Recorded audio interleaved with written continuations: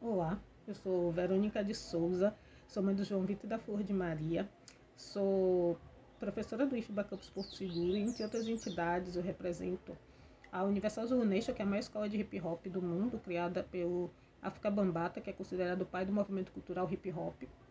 Sou membro fundadora da Academia de Letras de Porto Seguro, cadeira número 12. Professora de língua portuguesa e literatura no IFBA. E eu vim aqui para falar sobre a violência da mulher negra. Eu poderia trazer dados que eu acho que é sempre um elemento, né, que importante e até chocante para a gente falar sobre violência, mas eu escolhi, especialmente enquanto professora de língua portuguesa, pensar numa outra esfera, né? Claro que para além dos dados que nos chocam, que nos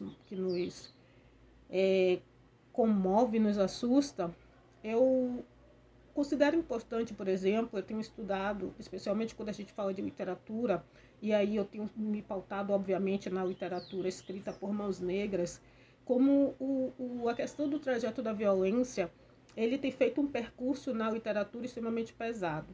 Por que isso? Porque quando a gente fala de violência, a gente tem que tratar os diversos tipos de violência. Então, a gente está falando da violência física, a gente está falando da violência psicológica, da violência patrimonial e tantas outras, né, que nós conhecemos. E aí, algo que tem me movido muito quando eu estou estudando literatura, eu sou filóloga, então a filologia se centra, né, no estudo de documentos das diversas esferas, dos diversos tempos e sincronias, vamos dizer assim.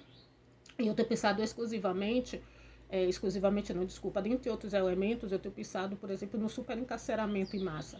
E eu trago essa reflexão aqui para vocês. Por que é importante a gente pensar o superencarceramento em massa? Nos últimos tempos, especialmente nesse período de pandemia, o superencarceramento em massa, obviamente, da mulher negra, é algo que tem assustado nós dos movimentos negros. E por que eu digo assustado? Porque o superencarceramento em massa precisa ser pensado sobre o seu viés político, né? Sobre a sua forma política, socioeconômica, cultural. Em que sentido? Quando a gente pensa nesse superencarceramento, a gente pensa na estratégia do Estado, que é mais um elemento de estratégia de ameaça ao corpo negro e ao corpo da mulher negra. Quando a gente pensa nesse superencarceramento e que a gente pensa que essa população carcerária predominantemente de mulheres negras, a gente está pensando numa estrutura social que é a família, num país como o Brasil, em que mais de 50% dessas famílias, das famílias pobres, são gerenciadas, são tratadas, são cuidadas pelas mulheres negras. Então, pensar isso e trazer essa reflexão aqui, estou fazendo isso muito brevemente por conta do tempo do vídeo, mas pensar isso é pensar, por exemplo, que quando uma mulher negra é encarcerada, essa mulher negra ela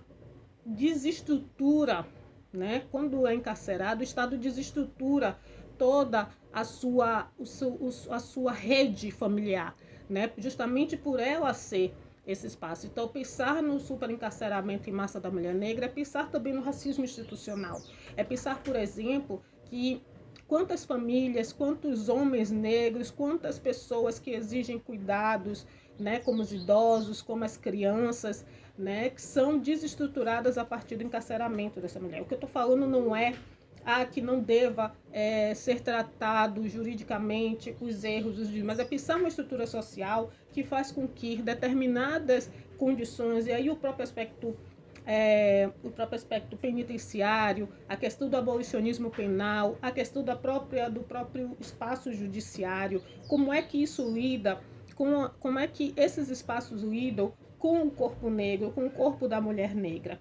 Então, quando a gente está pensando em violência, a gente também precisa pensar em como o Estado vai olhar para esses corpos, né, negros que são encarcerados, que são restritos, né, do ambiente social, em detrimento de outros grupos que são considerados dominantes e que são tratados de outras formas. Então, trazer a questão da violência também é trazer a questão de como a gente olha para essa mulher, de como a gente olha para essa sociedade que é composta por pessoas de pele melaninada, né, de cor e por aí vai.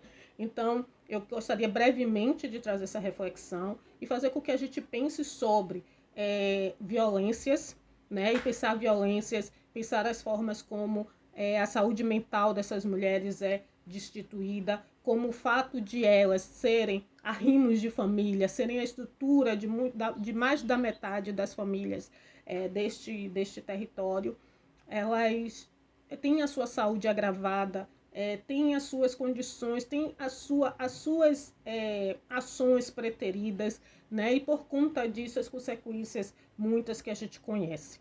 Era sobre isso que eu queria falar um pouco. Agradeço a vocês e espero, num outro momento, que a gente possa ampliar esse debate. Até mais.